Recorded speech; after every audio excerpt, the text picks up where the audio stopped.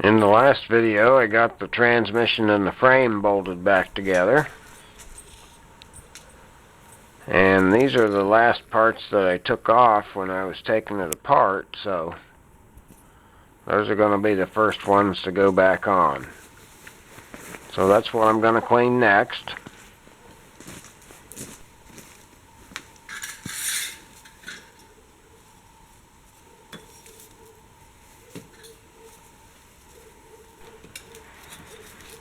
So first I'm going to scrape the chunks off of here. Got some dried up grease and dirt.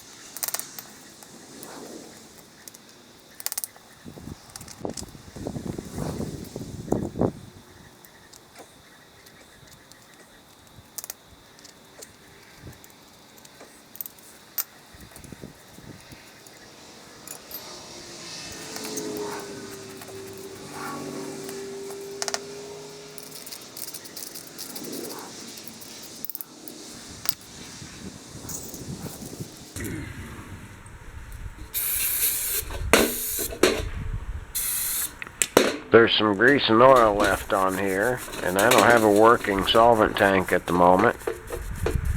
So I'm going to spray some carburetor cleaner on here. You can use brake cleaner too.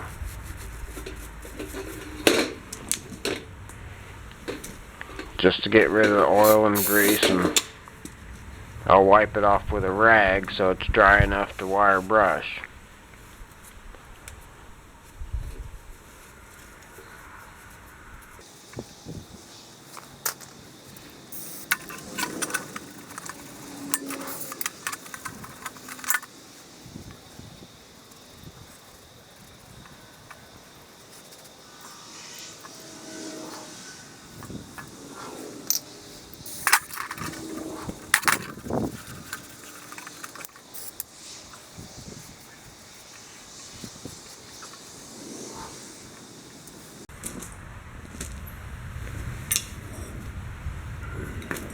This set screw is mushroomed on the inside from where it was mashed against the axle key.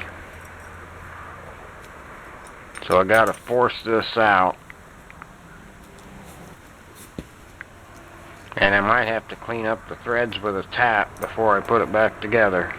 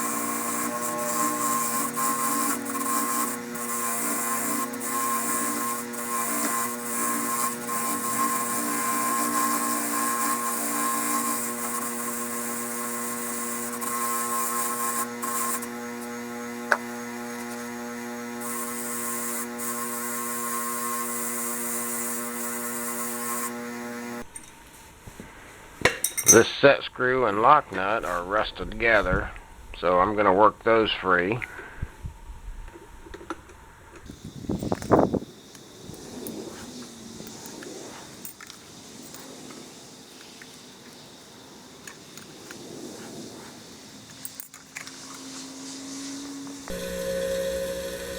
The end of this set screw is mushroomed over from being clamped against the axle key. So I need to grind the excess metal off of the sides and clean up the threads so I can get the nut off. I like to grind a pretty big chamfer on there, because you know the end of it's going to deform some. So you want to make it small enough that it can deform a little bit and still not get in the way of the threads.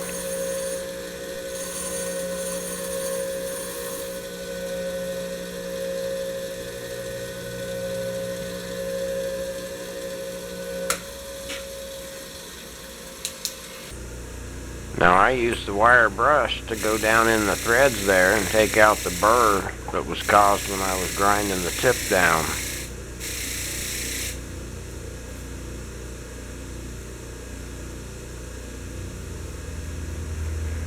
Alright, this nut fits on there okay, so we're good. So now I'm going to get this apart so we can clean them and reuse them.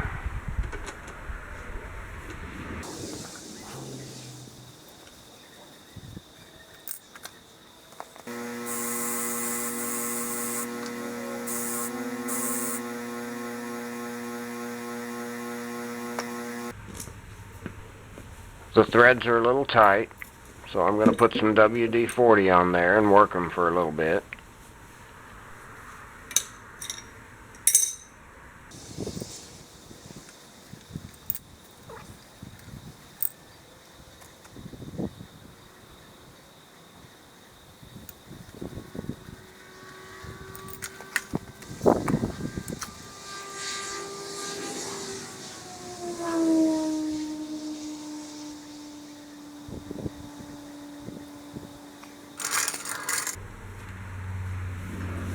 I'm going to run a tap through this hole and put it on there.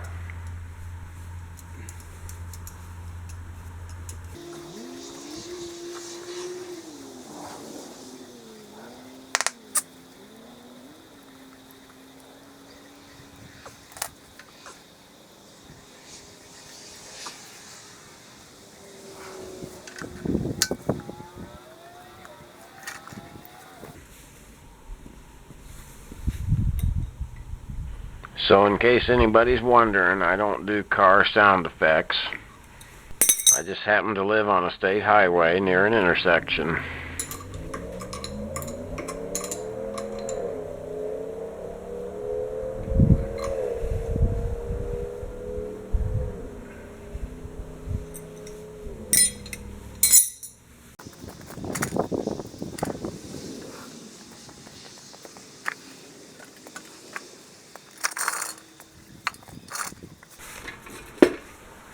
I called this series of videos the 704 Cleanup, not the 704 Restoration, because I don't plan on doing a paint job here. So during this cleanup process, I can use carburetor cleaner or brake cleaner or whatever I do to take away the oil and grease, but that also leaves everything prone to rusting. So what I do is give it a bath in WD-40. So I just soak the thing down and let it dry. And in about a week, most of it will be dried up. It'll be a little bit darker in color, and it'll prevent the surface rust for a little while.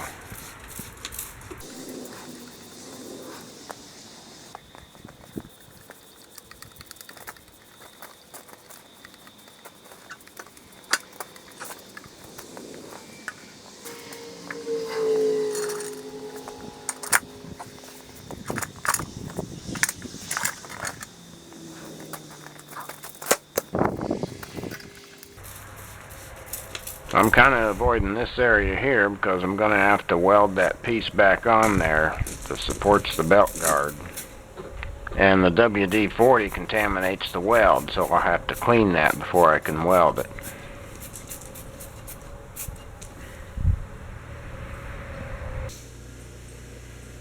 Alright, I'm going to clean these parts so they can go back on.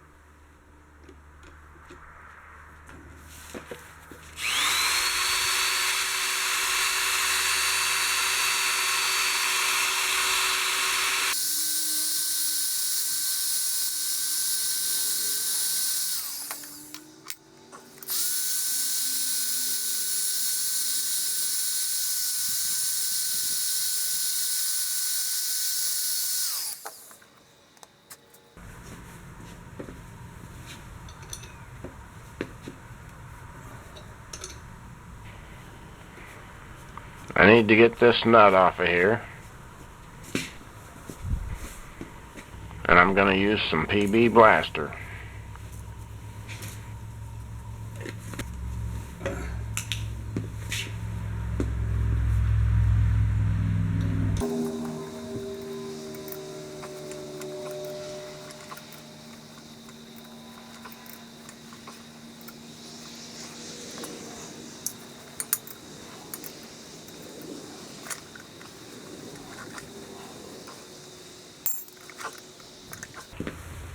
The last part of those threads are in pretty bad shape, so I'm going to run this die over them.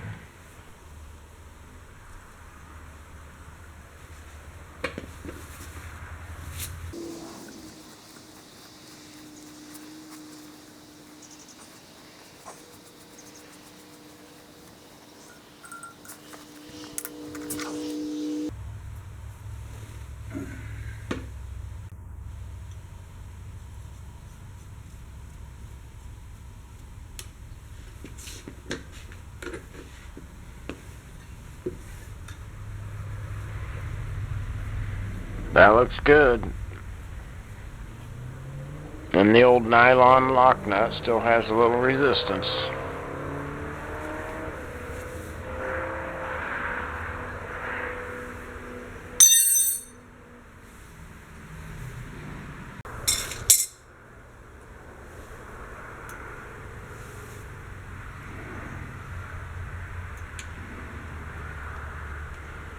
This is a new Woodruff key, and I just want to make sure it fits in there nicely.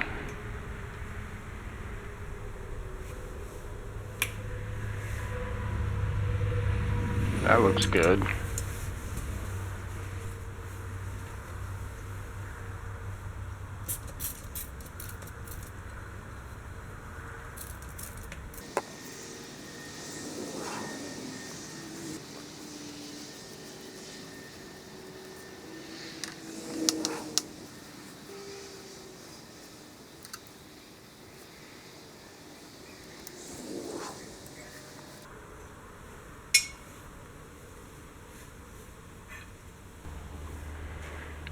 This brake rod has to hang down, which means you have to rotate this clutch arm back so you can get the rod through the hole. And you have to do it before you get the brake band on there.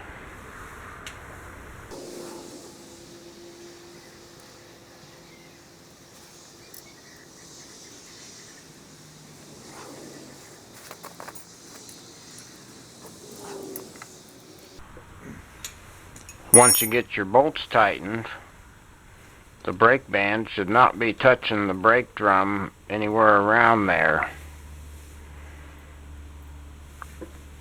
But it needs to be able to flex in easily so that it touches when you apply the brake. If it is rubbing, you got to take the brake band back off and bend it so it clears. I was lucky on this one. I got it on the first try.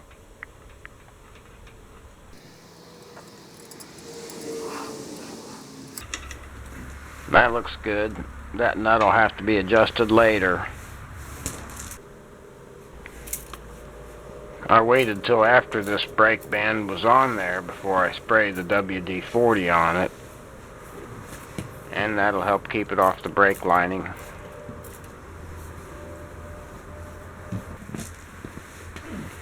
I'm going to put this ball on there. I'll have to get a shifter boot later. I think that's one of the few parts that you can still get from Toro. Toro bought out Wheel Horse years ago.